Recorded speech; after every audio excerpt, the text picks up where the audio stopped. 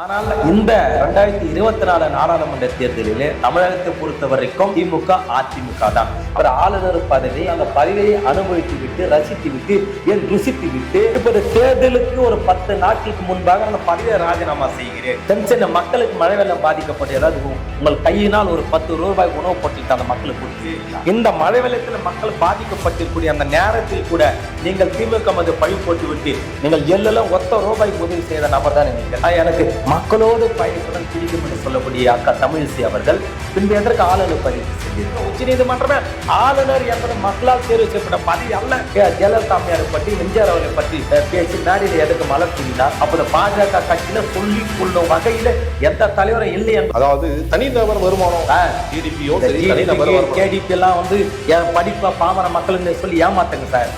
அதாவது பாஜக கட்சியினுடைய சார்ந்து இருக்கக்கூடிய நபரோட நீங்கள் நாட்டு மக்கள் 10 ஆண்டுகள் செய்த நன்மைகள் என்னன்னு ஒரு கேள்வி கேட்டால் பாரத மாதா ஜெய் என்று சொல்லி அந்த உரையை முடித்து விடுவார். இந்தியாவுடைய அவல நிலையை வெளிநாட்டில் சென்று அந்த நாட்டோட பிரதமர்லாம் காரி உமிழ்ந்தார்களா இல்லையா?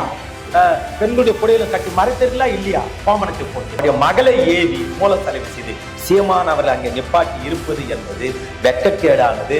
ஐயா வீரப்பன் அவர்கள் பொழுதுக்கும் பேருக்கும் கெடுதல் செய்யக்கூடிய வகையில். ஆகவே அண்ணாமலை வெறும் இந்த கொலை செய்தவனும் கொள்ளை எடுத்தவனும் கற்பழிப்பவனும் மக்கள் பணத்தை இஜாவும் சினிமாவுடைய நயன்தாரா சென்றால் அங்கே மக்கள் கூட்டம் கூடுகிறது. மோடிஜி அவர்கள் சென்றாலும் மக்கள் கூட்டம் கூடுகிறது.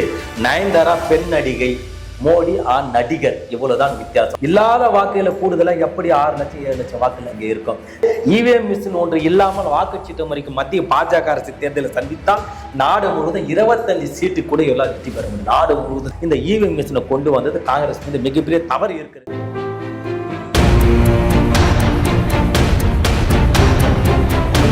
வணக்கம். உங்களுக்கு பேங்கில் வேலை செய்ய கனவு இருக்கா? உங்களோட கிராஜுவேஷன் 50% மேல இருக்கா?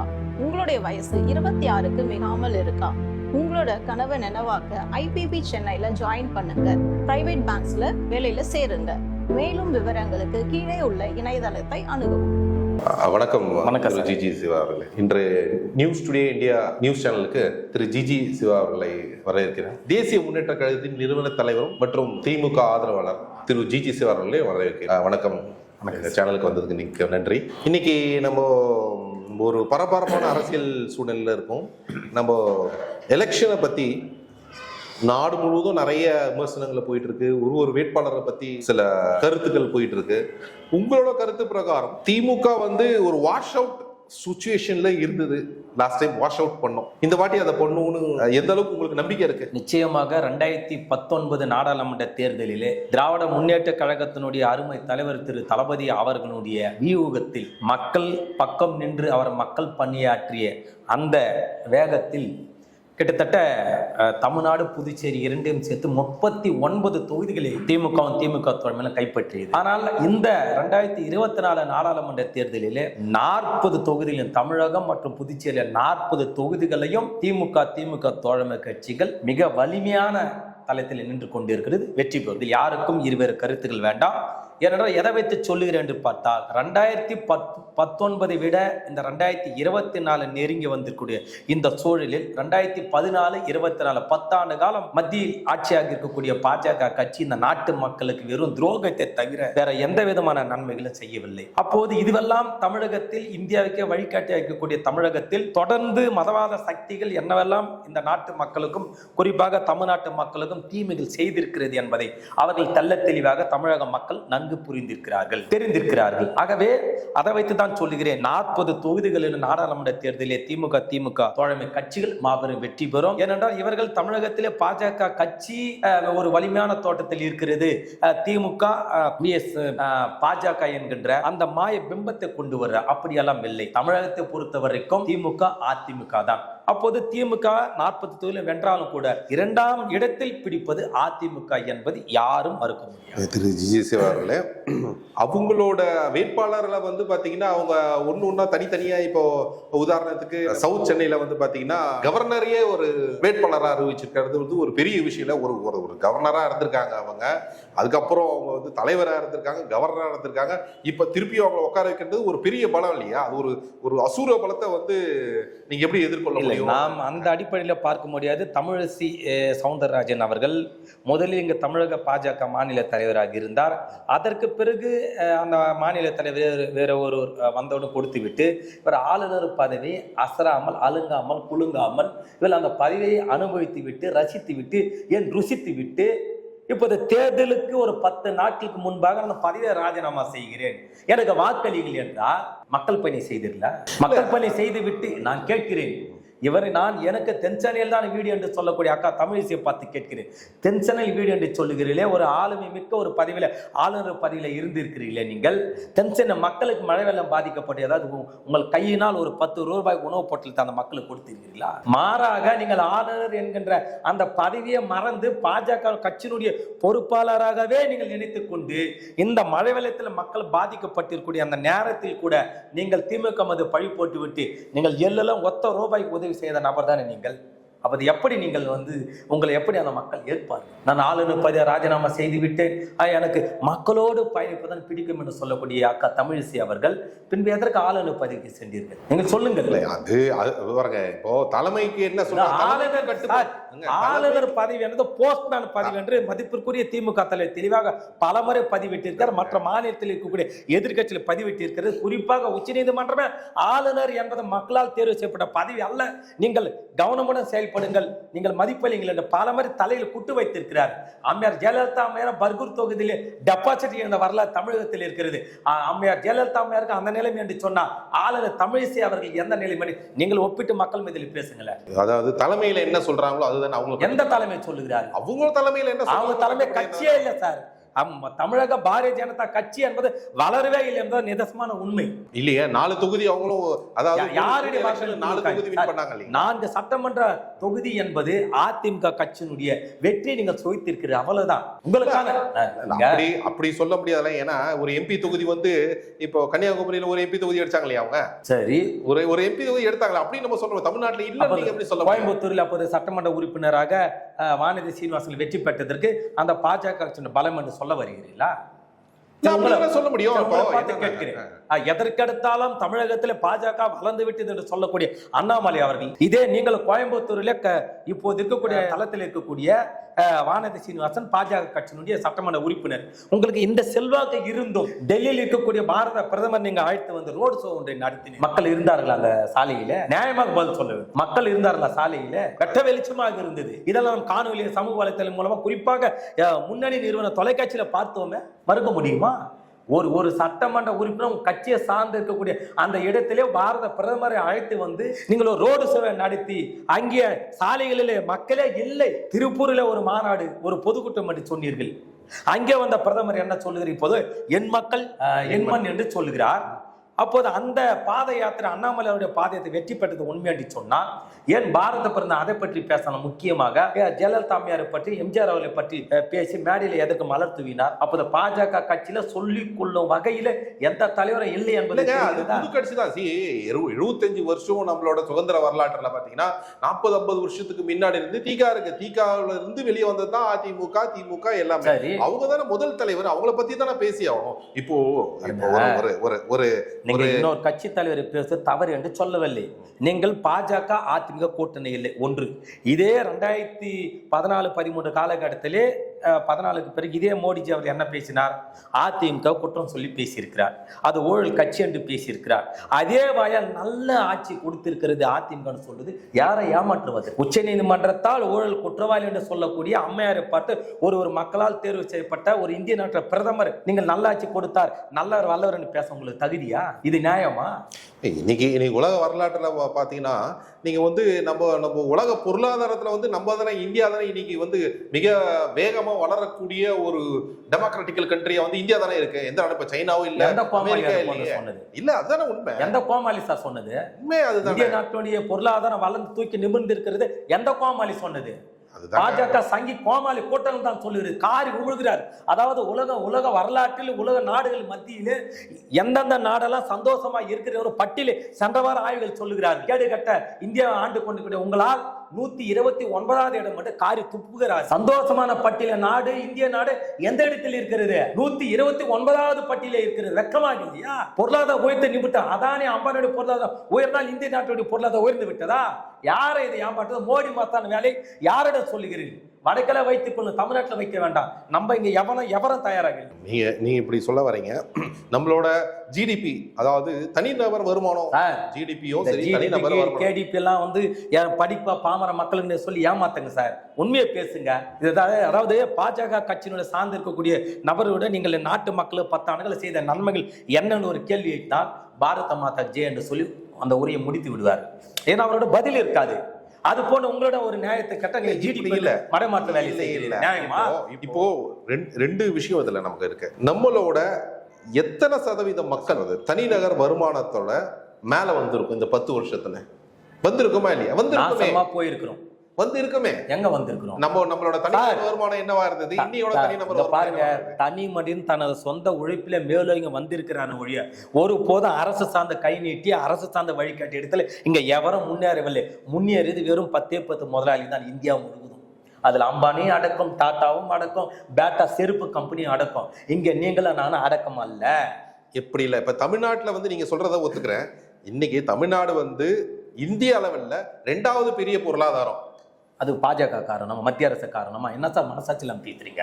அது தமிழ்நாட்டுடைய மக்களுடைய மனநல காரணம், தமிழ்நாட்டுடைய ஒழிப்பாளனுடைய காரணம், தமிழ்நாட்டுடைய அரசனுடைய தெளிவான சிந்தனை தான் காரணம். 50 ஆண்டு கால திராவிட கட்சியுடைய ஆளுமை தான் காரணம். ஒரு கோமாளி கூட்டல் காரணம் அல்ல. அப்ப இந்தியா வளர்ந்தது இந்தியா மக்கள் தான் காரணம், அரசியல் காரணம் இல்லைன்னு சொல்ல வரீங்களா? இந்தியா நீங்க வளர்ந்திருக்கு, அதுக்கு அந்தந்த மக்கள் தான் காரணம். தமிழ்நாடு வளர்ந்திருக்குது சொல்லக்கூடிய அந்த கேள்விக்கு நான் பதில் சொல்றேன். நியாயமான பதில், உண்மைதான் வளர்ந்திருக்குது. ஆனா இந்தியா ஒட்டுமொத்த இந்தியா வளர்ந்திருக்கு சொன்னால் இல்லை. இதெல்லாம் பொய்யான குற்றச்சாட்டு, பொய்யான புள்ளி விவரம், பொய்யான 4வது இடத்துல இந்தியா பொருளாதாரம் சொல்லிக்கலாம் சார். நான் கேட்கிறேன் சார், நீங்க யோக்கியமானவர் தானே? இந்த நாட்டு இந்திய நாட்டு மக்களுக்கு நன்மை செய்த பிரதமர் தானே? இந்திய நாட்டு மக்களுக்கு நன்மை செய்த பாஜக கட்சி தானே? G20 மாநாடு இந்தியாவில் நடத்தினாங்க தானே? கண்டிப்பா நடத்துறாங்க. நீங்க தான் பத்திரிகையாளர் சந்திக்கம் நாட்டு மக்களை ஏமாத்துறீங்க. வெளிநாட்டோட பிரதமரை கோமாளி ஆக்குனீங்களா இல்லையா? அவெல்லாம் மைக்கு தேடுறான் டெல்லியில. பத்திரிகையாளர் சந்திக்க வச்சிங்களா? பொறுத்து பார்த்தான். அவன் நாட்டுக்கு அவன் போனான், காரிகார துப்புனானா இல்லையா? இந்தியாவுடைய அவல நிலையை வெளிநாட்டில் சென்று அந்த நாட்டோட பிரதமர்லாம் காரி உமிழ்ந்தார்களா இல்லையா? உங்க நாட்டில் இருக்கக்கூடிய பத்திரிகையாளர் சந்திக்க மறுத்து விட்டு அவர் வாயை இங்க குரல் வேலை இங்க நரித்தீர்கள். அங்க வெளிநாட்டுல பப்பு வெந்ததா? இந்த புடவையில எல்லாம் அங்க சொன்னார்களா? வெறும் பாவாடியும் ஜாக்கெட்டிலும் புடவையிலும் சென்று அந்த டெல்லியில இருக்கக்கூடிய அவல நிலை பாதிப்பட்ட மக்களை மறைத்தீர்களே. இதான் இந்தியா வல்லரசு நாடா? அந்த பாதையை நோக்கி பயணிக்கிறதா? இந்தியா வளர்ந்த லட்சணமா? ட்ரம்ப் ஒரு முறை அமெரிக்கா ஜனாதிபதியாக இருந்தார். அப்போது குஜராத்துக்கு வந்தார். அப்போது பல பாவாடைகளை பெண்களுடைய புடையில கட்டி மறைத்தீர்களா இல்லையா? கோமணத்தை போட்டு. இதான் இந்தியா வளர்ச்சி நாடா? 40 தொகுதி வின் பண்றேன்னு சொல்றீங்க. இப்போ ஒரு பக்கம் தமிழிசை சவுந்தரராஜன், ஓகே, நீங்க சொல்றது ஒரு ஏத்துக்க முடியுமா? ஏத்துக்க முடியாது, மக்கள் தான் சொல்லணும், நான் அதை சொல்ல முடியாது. இப்போ அடுத்த தொகுதிக்கு நம்ம போவோம் அப்படின்னு பாத்தீங்கன்னா, இப்போ வீரப்பன் மகளை நிறுத்தி வச்சிருக்காங்க. அந்த தொகுதியில அவங்களோட கம்யூனிட்டி வாக்கு ஜாஸ்தி.